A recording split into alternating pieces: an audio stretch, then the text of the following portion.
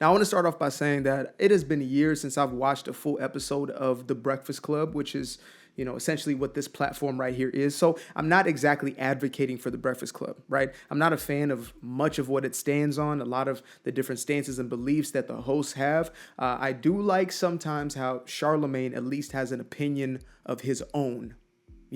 He's not just kind of bought out to the system completely. And sometimes he'll just like break through. There'll just be like a crack in the system and he'll allow himself to actually give an original thought every now and then. So that I will say, yes, I am a fan of. But otherwise, I only used to watch it when I was basically obsessed with like rap culture, hip hop culture, with music culture, celebrity culture overall, which I have no real interest in anymore at this point. I make the music. It doesn't mean that I have to be a part of this, exclusive fraternity per se. So that being said, the reason I'm using this specific video or this specific clip of this specific interview is because it's a powerful tool just to expose something that I believe most of us are going to deal with at some point within our own growth journey in life, right?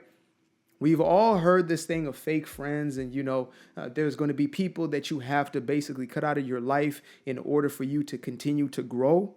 But there's such subtlety sometimes that we oftentimes miss what this could look like in real life. And when I'm just explaining it sometimes, when I'm just speaking directly to the camera, it might not give us the same type of context. So sometimes just having the context is powerful and we can break it down and go deeper from there. So that being said, we're going to get into an interview with T.I., who is a legendary rapper. Again, I think he is one of the most talented rappers for sure. Politically, socioeconomically, in a multitude of other ways. I do not agree with the brother, but he is entitled to his own opinions. Young Dro is an artist of his who I think was like his best friend from way back in the day. He always made opportunity for. And so this is essentially Young Dro kind of giving a life update since he has, I guess, been off of the scene for quite a while. Again, I wouldn't know because I ain't been around for a while. So that being said, let's get into it. Yeah, I mean, like, as far as putting out albums. Yeah, like, what I mean. Well, over that period of time, I still put out like little pieces of projects and things that like that of that nature. Mm-hmm. You know what I mean? I think we did. After that, we had TikTok. You know what I'm saying? Put out TikTok, and then I went into rehab and stuff like that. You know what I mean? So I've been rebuilding myself as a person. Absolutely. You know what I mean? I felt like I should dig into the inside of me and find out what I have to give to the public. You know what I mean? You don't have to use that voice, Dro. You're not on Dr. Phil. What is it now? That's his voice now. I had to find sober glasses. If this is your voice, if this is, you go ahead. Listen, I had to find the good in myself. I think Let me introduce everybody to the world. This is Sober Dro. I think it's good in all people. You feel what I'm saying? And if nobody can find the good in you or see the good in you, I think you should give them a hug and tell them life is difficult for the blind, That's real. He had to dig deep. You know what I'm saying? Yeah. He had to dig deep. When did you decide, or what got you into rehab? When was that call and I said, this is the time?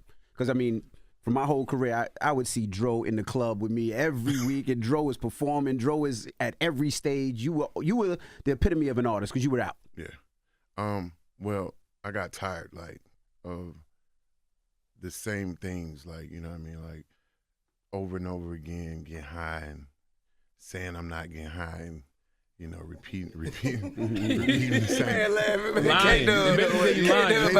same. So, in comes suspect number one, a.k.a. just the only suspect there. So there's a guy in the back, I guess his name is K-Dub or something like that. Never heard of him my entire life. These two individuals I've definitely heard of. That's T.I., that's Young Dro on his right.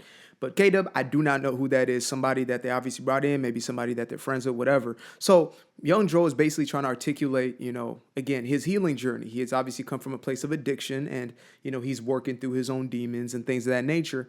And all of a sudden, the dude in the back starts to laugh, right? So this is where it started. It's just, one singular laugh in the background, haha, harmless. But, I would still think to myself, okay, that's pretty strange. Maybe he just feels awkward in those type of situations. Maybe it's, some people laugh nervously. So, we'll just let that be what it is for right now. But, it's all going to unfold.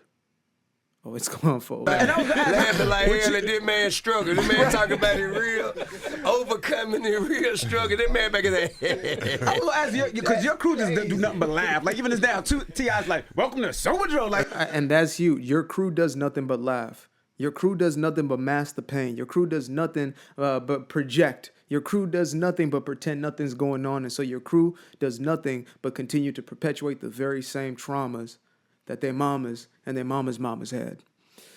nobody takes it serious. But you know what though?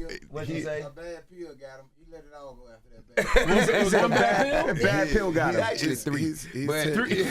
He's telling the truth. Like, but you know, it was more than that. It was actually I overdosed.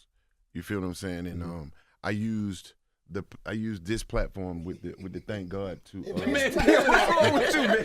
That funny. What's wrong with you? He laughing. And this may very well be a quote unquote innocent thing, but it's revealing a lot here, right? Is you have the guy in the back grinning and cheesing the whole time he's telling the story and he's laughing. Like, I'm a former addict. I'm an ex-addict. And I'm a dude who, before the age of 30, I lost 3 of my best friends to overdoses. Out of 5 of us, only 2 stand, and one of them has been in and out of prison. I'm the only one who has been able to get out of that life and completely get out of that life. And I'm deeply grateful. Every single day of my life, I'm grateful for exactly that. But there are going to be those who, again, the guy in the back, he's not doing it in a very straightforward way. And that's not always the most dangerous way that people show up as these sheep in wolves wolves in sheep's clothing, right? It just shows us as a guy who, oh man, that ain't no big deal. Oh, nah, you weren't addicted. You just had a bad pill. It's just a bad trip. That's the same person who's going to drag you right back into the foolishness, next week and the next week. It's going to be the person who doesn't give a damn if you're on drugs or off of them, so long as he gets to have a good time, so long as he has a little bit of, paper in his pocket. It's probably a guy that young Dro would go out to the clubs with or whatever it was, as DJ Envy, which is the dude in the Locks blue cap right there. He's probably the guy who used to be out every single night at the clubs, at the venues, doing this, doing that, running around, intoxicated, out of his right mind. There are going to be those who simply want to be around you because you reflect their own dysfunction and toxicity. And once you start to step out of that, once you get into a new frame of mind or you want something different, they're going to look for subtle ways to bring you back. Not because they're evil per se, but because they're looking to keep the status quo in order for them not to deal with their own stuff. That's what that is. So he laughs, ha ha, he ha ha. Even T.I. in this video, I believe he's laughing from nervousness, right? And he's still voicing himself. And you're going to see things are going to shift. The whole energy is going to shift in a little bit. So that's 2 times now that this guy just his laughing overtakes the room, right? In a serious situation. There's time for everything. What's wrong with you? He laughing in the background. Man, That's your brother, right? That's your brother. Crazy, man. He's a mechanic. K-Dub. He's a mechanic. The mechanics always laughing still. K-Dub is He's a mechanic. individual, man. So go ahead. So you almost overdosed. Yo, I did. No. You know what I mean? And all of these things happened. The overdose. My daughter was on drugs, and career-wise, I wasn't where I wanted to be. What is this? What's up with you, man? So now he's talking about how his daughter was falling into the very same habits he was. My daughter now overdosed. And this is the straw that breaks the camel's back. Now, again, I'm going to explain something that, I don't think is exclusive to the quote unquote black community, but whether it's African or those of the diaspora here in America. But as black folk, we use laughter as a coping mechanism to the furthest extent. We will create humor out of everything, never dealing with it, but instead just making it all a joke. And we will push the lines and we push the lines until you get to this point right here where things get so real. And this is oftentimes like, thankfully they're in a studio and a closed space, whatever it is, the situation that it is, right? It's a professional setting at some level. I'm going to give them their respect. It's a professional setting, right? So thankfully it was in this space in the way that it is. And it's a new version of this man, Young Joe, because I do remember back in the day, he was not somebody to be played with, not in that type of way. He was a real street dude. where I wanted to be. What is this? What's up with your man? Hey, you finna get slapped. Man. I mean, we cool, but I slapped the shit out you by laughing. Oh man. I'm just telling you, we Hey, you ain't cool. gonna slap me now. Now, what you want to do? Hey, you ain't gonna slap me. What you want to do? You gonna hurt yourself? Yeah. Don't let him take you out of your right. Sober Dro. Come on, man. Yeah, I'm here for Bankhead though. Like, See, even that right there, right? You see T.I., he didn't look at the dude who's back there instigating. He looked at his guy and he said, hey, don't feed into that, because that individual is trying to pull you back into what it was. That individual is a representation of what you came out of. They don't know no better. And that guy right there, thankfully, again, nothing popped off in the way. Well, we'll see how it actually plays out here. But that guy right there has nothing to lose, right? He's a mechanic. These two guys are who's sitting at the podium, because there's, obviously they're the ones who are being interviewed, because they're the ones who have created a level of notoriety for themselves. They've hustled their way all the way up to this point. These are the multimillionaires, right? Sitting up at the deck. And it's not to say, oh, one is more important than the other, but you're seeing that it's the mentality of the individual. I know mechanics. I know people who are plumbers, etc., who are righteous, who are individuals with high character and integrity. You understand me? Who are hustlers. 9 to 5, 5 to 9. You understand me? They do whatever is necessary to make it happen. So I'm not making that point. What I'm saying is, in this context, this is a guy who says, you know what?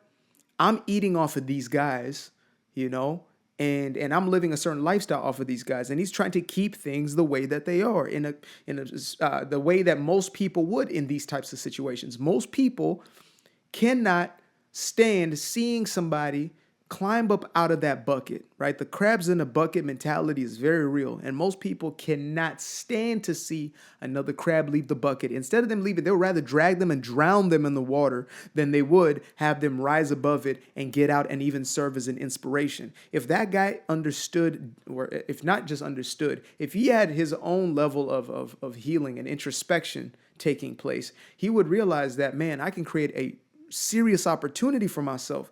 I'm connected to some of the most, prolific, powerful people within the rap industry.